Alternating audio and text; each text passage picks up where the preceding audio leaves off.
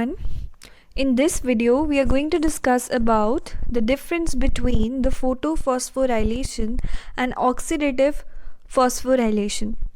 So before this video, अगर आपने इनका प्रोसेस नहीं देखा है कि हमारे पास जो फोटोफॉस्फोराइलेशन है वो किस तरीके से होता है, ऑक्सीडेटिव फॉस्फोराइलेशन किस तरीके से होता है, तो आप पहले वो जाके देखें एंड उसका लिंक आपको डिस्क्रिप्शन में मिल जाएगा एंड उसके बाद ही आपको ये डिफरेंसेस समझ में आएंगे, क्योंकि पहले हमें प्रोसेस पता होना चाहिए कि किस तरीके से फोटोफॉस्फोराइलेशन होता है, किस तरीके से ऑक्सीडेटिव फॉस्फोराइलेशन हो रहा है, एंड देन हम डिस्कस कर सकते हैं उनके बीच में क्या क्या डिफरेंसेस थे. So the first difference is that the photophosphorylation can be defined as the synthesis of ATP molecules during light phase of the photosynthesis. Oxidative phosphorylation can be defined as the synthesis of ATP molecules during aerobic respiration. Photophosphorylation occurs in the chloroplast in the plants, whereas जो oxidative phosphorylation होता है वो mitochondria के अंदर होता है. Photophosphorylation के अंदर in case of the photophosphorylation, gradient formed across the thylakoid membrane. Gradient क्या होता है? देखो, जब हमने फोटोफॉस्फोराइलेशन डिस्कस किया था तो मैंने आपको बताया था कि किस तरीके से थैलेकोइड मेम्ब्रेन में क्या बन रहा है, ग्रेडियंट बन रहा है. जैसे ये हमारे पास क्या है, थैलेकोइड है. थैलेकोइड का ये येलो क्या हो गया, ल्यूमन हो गया, एंड ये बाइलेयर होगी, मतलब आउटर मेम्ब्रेन और इनर मेम्ब्रेन थैलेकोइड का. अब क्या होता था कि जो प्रोटॉन्स का कंसंट्रेशन है वो ल्यूमन के अंदर जब ज़्यादा हो जाता था तो एटीपी सिंथेस से वो बाहर निकल आते थे.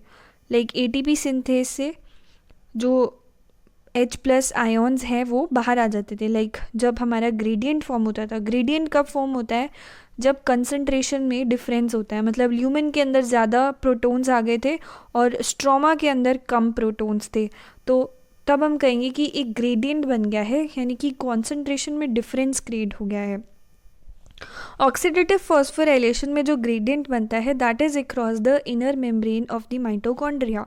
सो ग्रेडियंट कैसे बनता है यहाँ पर कि जो हमारी माइटोकॉन्ड्रिया की मेम्ब्रेन होती है, सपोज़ ये हमारे पास क्या है, इनर मेम्ब्रेन है, ये हमारी आउटर मेम्ब्रेन हो गई, आउटर मेम्ब्रेन हो गई, ये इनर मेम्ब्रेन हो गई माइटोकॉन्ड्रिया की, और ये क्या हो गया इसका इंटर मेम्ब्रेन स्पेस हो गया, इंटर मेम्ब्रेन स्पेस हो गया, एंड यहाँ पे क्या हो गया, मैट्रिक्स हो गया. सो H+ आयोन्स का कंसंट्रेशन क्या होता था कि यहाँ से जो H+ आयोन्स थे, जो प्रोटॉन्स थे, वो पंप होते थे into the inter membrane space, and उसके बाद क्या होता था, जब यहाँ पे प्रोटॉन्स का कंसंट्रेशन बहुत ज़्यादा हो जाता था, इट मीन्स कि यहाँ पर एक ग्रेडियंट क्रिएट हो गया है.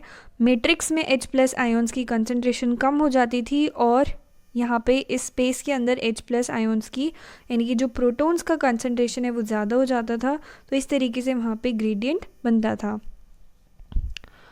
फोटोफॉस्फोराइलेशन के अंदर जो प्रोटॉन्स होते हैं, यानी कि जो H+ आयोन्स होते हैं, वो कहाँ पे एक्यूमुलेट होते हैं, थैलेकोइड के ल्यूमन के अंदर. वेराज जो हमारा सेकेंड प्रोसीजर है which is the oxidative phosphorylation, यहाँ पे जो प्रोटॉन्स एक्यूमुलेट हो रहे थे that was in the inter membrane space. Photophosphorylation के अंदर जो प्रोटॉन्स हैं they move towards the stroma of the thylakoid, whereas second case में हम देखें तो यहाँ पर क्या हो रहा था कि जो प्रोटॉन्स है दे move towards the mitochondrial matrix. जब मैंने आपको इलेक्ट्रॉन ट्रांसपोर्ट चेन बताया था तब हमने देखा था कि एटीपी सिंथेस की हेल्प से वो जो प्रोटॉन्स थे वो वापस से आ रहे थे. फोटोफॉस्फोराइलेशन के अंदर it occurs only in the autotrophs, means plants के अंदर ये होता है. लेकिन जो हमारा ऑक्सीडेटिव फॉस्फोराइलेशन है it can occur both in autotrophs and in heterotrophs. For photophosphorylation जो ऑक्सीजन है that is not required for the terminal oxidation, लेकिन जो हमारा सेकेंड प्रोसीजर है विच इज़ ऑक्सीडेटिव फॉस्फोराइलेशन, वहाँ पे हमारी जो मॉलिक्यूलर ऑक्सीजन है that is required for the terminal oxidation.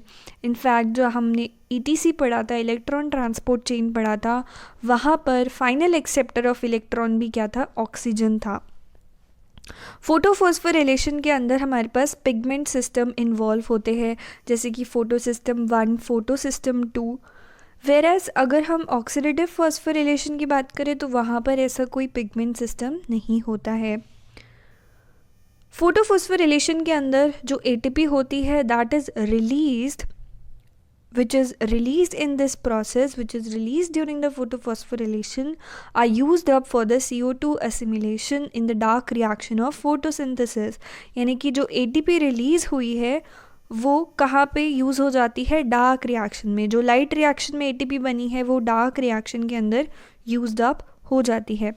Where as अगर हम बात करें ऑक्सीडेटिव फॉस्फोरिलेशन में जो ATP बनती है, the ATP molecules are released to the cytoplasm in this process, which are used in the various metabolic reactions of the cell.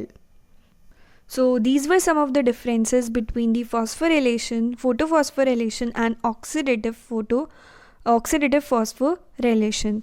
So आज की वीडियो में हमने क्या डिस्कस किया, फोटोफॉस्फोराइलेशन और ऑक्सीडेटिव फॉस्फोरिलेशन के बीच में क्या क्या मेजर डिफरेंसेस हैं। So that's all for today. Thank you and have a good day.